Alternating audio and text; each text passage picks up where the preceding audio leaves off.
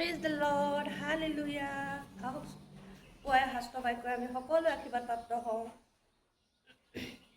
ইয়ুবৰ কাহিনী, ইয়ুবৰ বিৱৰণ আমাৰ শাস্ত্ৰ বাক্যত লিখা আছে। চৈতানে উত্তৰ দি জিহুৱাক ক'লে, ইয়ুবে জানো বিনা লাভে ঈশ্বৰলৈ ভয় ৰাখে।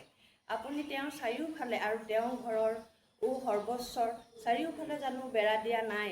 আপুনি তেওঁৰ হাতৰ কাৰ্যবোৰ আশীৰ্বাদযুক্ত কৰিলে আৰু তেওঁৰ সম্পত্তিও দেশত বৃদ্ধি পালে।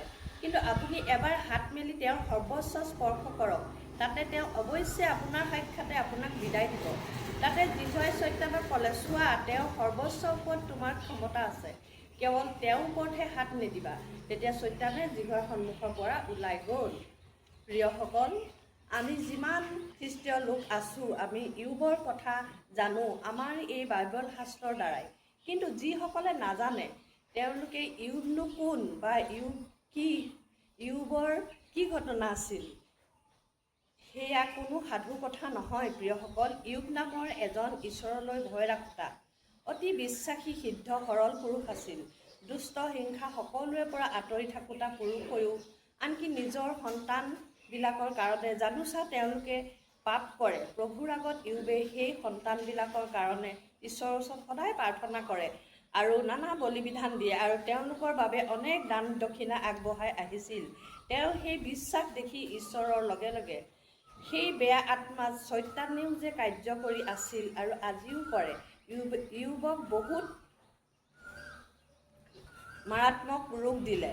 গোটেই গা খহুৰে ভৰাই দুৰ্গন্ধ ওলোৱাকৈ বেমাৰত পেলালে। তেওঁ যিটো জুইৰ পৰা ছাই ওলায়, সেয়া লগাই ঘৰৰ বাহিৰত বহিব লগা হৈছিল। আৰু তাতো চৈতানে শান্ত নাথাকি তেওঁৰ পুত্ৰ যিবিলাককো বেমাৰত পেলাই মৃত্যুলৈ, এনেকি তেওঁৰ ৰজাৰ দৰে থকা মানুহ হৈও চব গৰু গাই সম্পত্তি শেষ কৰি দিলে। শেষত তেওঁৰ পত্নীয়ে ইয়ুবক কৈছিল, তোমাৰ ঈশ্বৰক এৰি তুমিও মৃত্যু খোজা। কিন্তু প্ৰিয়সকল, তেতিয়াও ইয়ুবে ঈশ্বৰৰ আগত পাপ নকৰি কেৱল অজ্ঞানী পত্নী মোৰ ওচৰৰ পৰা দূৰ হৈ যোৱা বুলিহে কৈছিল। ঈশ্বৰেই দিছিল ঐশ্বৰ্য বিভূতি, ঈশ্বৰেই সতি সন্তান, ঈশ্বৰেই নিলে, ধন্যবাদহে দিছিল। কোন বাৰু ওলাব এনেকৈ সকলো শেষ হৈ গ'লতো ধন্যবাদ দিবলৈ। আৰু সেইবাবে এদিন চৈতানে ইয়ুবক এৰি পলাই গ'ল।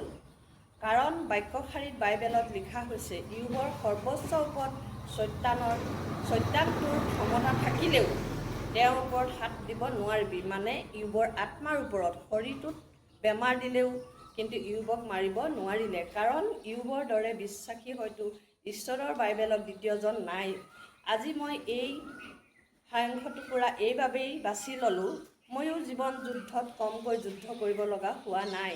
যদিও ইয়ুবৰ দৰে নহয়, তথাপি প্ৰাৰ্থনাজনক মোৰ কাৰণে আৰু এনেকৈ মোৰ দৰে জীৱন যুদ্ধত যুদ্ধ কৰা সকলৰ হাৰ মানিব নালাগে। কাৰণ ঈশ্বৰ সৃষ্টিকৰ্তা, চৈতান ধ্বংসকাৰী, সি জিকিব কেতিয়াও নোৱাৰে। প্ৰিয়সকল, ঈশ্বৰ বিশ্বাসী, ঈশ্বৰে সদায় আপোনাক বিশ্বাসেৰে জীয়াই ৰাখিব। ঈশ্বৰৰ বিশ্বাসত থাকক আৰু কেতিয়াও ইয়ুবৰ দৰে আমি হাৰিব লগা নহ'ব। এয়াই পুৱাই আপোনালোকৰ ওচৰলৈ মোৰ জীৱিত বাক্যলৈ, ঈশ্বৰৰ জীৱিত বাক্যলৈ মোৰ এই ক্ষুদ্ৰ ভিডিঅ'টি আগবঢ়ালোঁ। কওঁতে যদি কিবা ভুল ভ্ৰান্তি হৈছে, ঈশ্বৰলৈ চাই ক্ষমা কৰিব। আৰু সকলো বিশ্বাসী যেন ইয়ুবৰ দৰেই বিশ্বাসত দৃঢ় হৈ থাকক, শেষ পৰ্যন্ত জীৱন যুদ্ধত জয়যাত্ৰা হ'বলৈ হয়। প্ৰিয়সকল, আহকচোন পুৱাই আমি এই মহান বাক্যশাৰীৰে সকলোৱে আশীৰ্বাদ প্ৰাপ্ত হওঁ। ধন্যবাদ। Praise the lord.